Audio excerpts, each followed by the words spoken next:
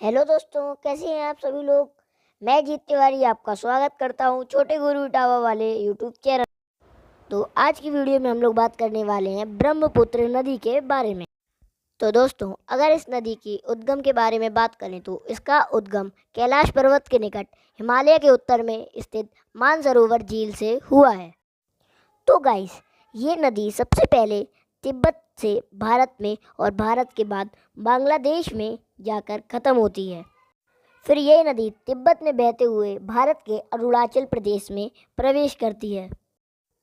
तो दोस्तों, अगर इस नदी की लंबाई केवल भारत में बात करें तो इसकी लंबाई 916 किलोमीटर है, और वहीं तिब्बत में इस नदी की लंबाई की बात करें तो 1625 किलोमीटर है। बांग्लादेश में इस नदी की लंबाई 360 किलोमीटर है। तो दोस्तों, इस नदी का कुल क्षेत्रफल 2900 किलोमीटर है, और अगर मील में देखें तो इसकी लंबाई 1790 मील पड़ती है।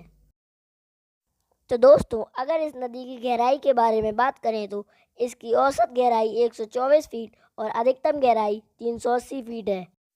दोस्तों, मैं आपको बता देता हूं कि यह नदी भारत के 2 राज्यों से होकर गुजरती है, अरुणाचल प्रदेश और असम।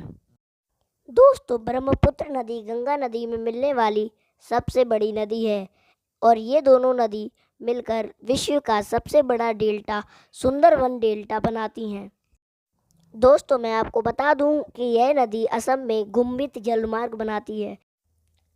उस गुम्बित जलमार्ग में ब्रह्मपुत्र नदी के बीच में बहुत सारे नदी द्वीप आते हैं।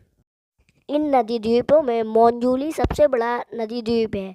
इस नदी द्वीप में धान की खेती करी जाती है, क्योंकि यह ब्रह्मपुत्र नदी के बीचों बीच में है। दोस्तों, मैं आपको ये बताना चाहता हूँ कि ब्रह्मपुत्र नदी को अलग अलग जगहों पर अलग अलग नामों से जाना जाता है।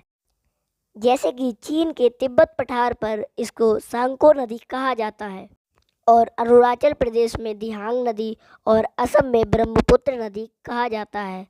बांग्लादेश में इसे जमुना नदी कहा जाता है, और यह नदी आगे चलकर बांग्लादेश में गंगा नदी में